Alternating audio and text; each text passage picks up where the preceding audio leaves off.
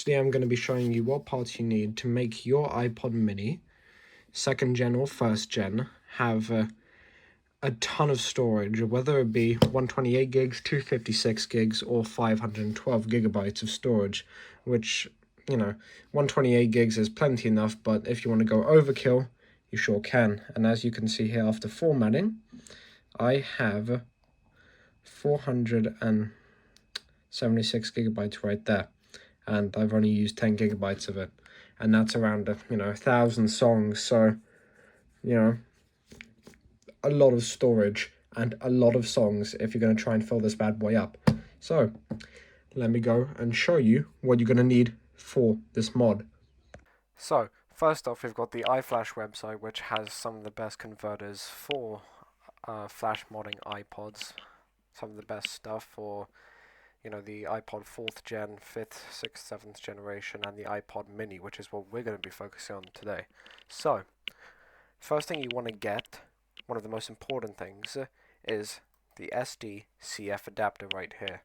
Now, this is £17 here, but it's very useful, despite it being pretty pricey, is that it converts any SD card or micro SD card with lots of conversions in there. You slide your SD card into this slot here, and then it converts it into compact flash, which is then able to be read by the iPod itself, which means you get faster storage, which uses up less electricity than the standard hard drive that comes inside the iPod mini, both first and second generation, and also it lets you have much more storage. On the one that I have currently, it says 512 gigabytes, but after formatting, it's 476 gigabytes worth of storage, which is nothing to be scoffed at because, you know, that's more than, the typical iPhone these days. So you can pack these with a lot of storage, however, you will need one of these adapters for that. Don't go to eBay, those ones atrocious, terrible, don't work most of the time. Next thing, you need to go to the iFixit store, and I would suggest you buy some of these prying tools because they're going to be very useful in opening the iPod itself. Because despite it being the easiest iPod to open, it's still a pain to open. Okay, you've got to sort of slide the whole thing out, and you've got to pry open the two ends of the iPod, and you do need some good tools for that. So the iFixit website, for pretty cheap, you can get some good stuff to help you with that. And if your iPod mini, no matter what generation, because they're essentially the same on the inside, you'll need a new battery because after 20 or so years being used, the battery life of them becomes terrible. I've had ones where it's 15 minutes and then boom, it's dead. So what you're going to have to do, you're going to have to get a new battery and you're going to have to insert that in. These can be pretty cheap. It doesn't really matter what battery you get. They're they're very similar. It's not that big of a deal. They all do the same job. They're all useful. So get anything which you find appealing to yourself, and most of the time they come with a kit to help you with it. Like this one here, you can see, it's got some of the iFixit tools. Now, you're also going to need the iPod mini itself, and when it comes to the iPod mini, I'll suggest trying to get a broken down one because most of the time it's because of a hard drive failure or because the battery is dead. So you can, while fixing the iPod itself, you can actually pay less for it because you're not buying one in great condition. You don't want a great condition iPod because you want one in worse condition to fix it, and then you've got more bang for your buck. And if we do look here, the iPod mini has two generations. Now the first generation you'll see here, the scroll wheel, the click wheel I mean, the text is grey on it, which means it's part of the first generation, alright? Now if we go to the second generation of iPod mini, you'll see that the click wheel has the same text color as the casing itself.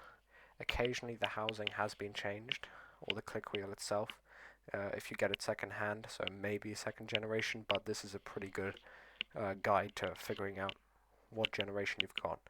And the only bonus of the second generation is that it's got more RAM, so you can have more songs down into the iPod itself.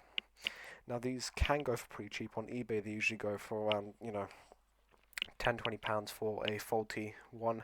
However, getting a new one, some people overinflate the price to high hell, such as this being nearly £175, which is insane for something in that bad of a condition.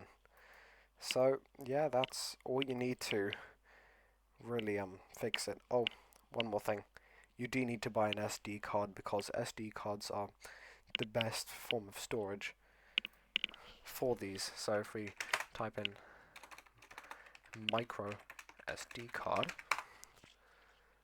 what you would want to do for this one, um, make sure you've got one with great, very positive reviews, because it's the best option.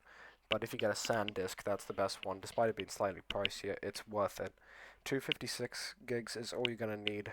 512 gigabytes is not necessary because, you can't actually fit that much information because of the RAM limitations of the iPod. So get the 256 gigabyte one. It will work fine. Shuffling will be fine. It's probably the best one for the iPod mini due to its RAM limitations. So you use this, and it'll come with an adapter as well. So you can insert that into the CF adapter, and then in turn shove that back into the iPod with your battery replacement as well. And then you've got an iPod with twice the storage of a current iPhone, plus a new battery, like it was, like it was still running 20 years ago. So then you've got the best of new and old. So yeah, there we go. That's all the parts you need for doing an iPod mini flash mod and battery replacement. And at some point I will be doing a tutorial on how to break apart the thing and how to put it back together after modding it. So yeah, thanks for watching.